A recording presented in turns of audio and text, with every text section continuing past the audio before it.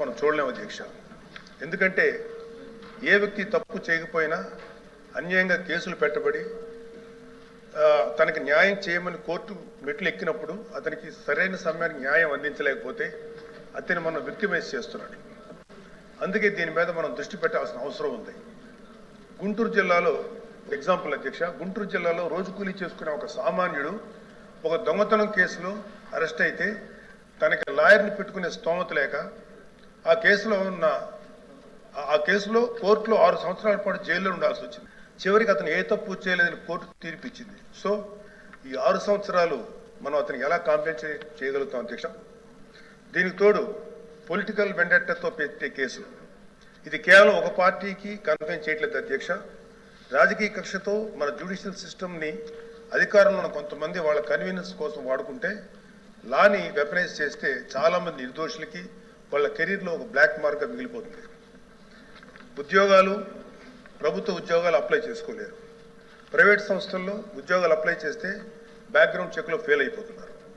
Passport seize చేసినప్పుడు పాస్పోర్ట్లు కనుక seize చేసే పరిస్థితుల్లో అక్కడ కూడా వాళ్ళని హోల్డ్లో పెట్టేస్తారు. అలాగే సీజ్ అయిన పాస్పోర్ట్ ల్యాప్స్ అయ్యి విదేశాల్లోకి వెళ్లాల్సిన వాళ్ళు కానీ వాళ్ళ తల్లిదండ్రులని వాళ్ళ పెద్దవాళ్ళని కొన్ని ట్రీట్మెంట్స్ కోసం విదేశాలు తీసుకెళ్లవలసిన వాళ్ళు కానీ వాళ్ళ పాస్పోర్ట్ సీజ్ చేయడం వల్ల చాలా ఇబ్బందులు పడుతున్నారు అధ్యక్ష. వీళ్ళకి జరిగే నష్టాన్ని మనం కాంపెన్సేట్ చేయలేం.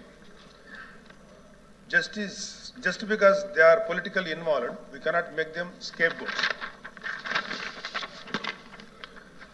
ఇలాంటి ఫ్యాబ్రికేటెడ్ కేసుల వల్ల చాలా సమస్యలు ఉన్నాయి అధ్యక్ష.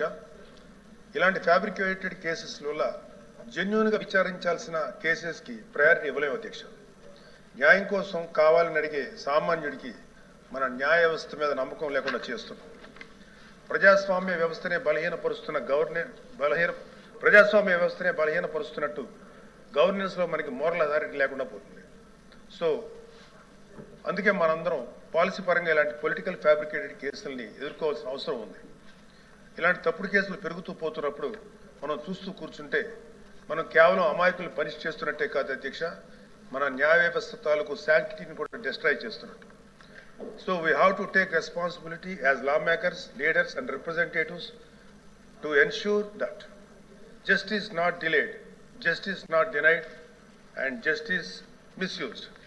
అందుకే ప్రతి పొలిటికల్ సెన్సిటివ్ కేసు మీద ఎటువంటి పక్షపాతం లేకుండా ఇండిపెండెంట్ రివ్యూ జరిపి ఆ తాలూకు కేసుల మీద ఇంటెంట్ మీద త్వరగా డెసిషన్ తీసుకోవాలి అధ్యక్ష.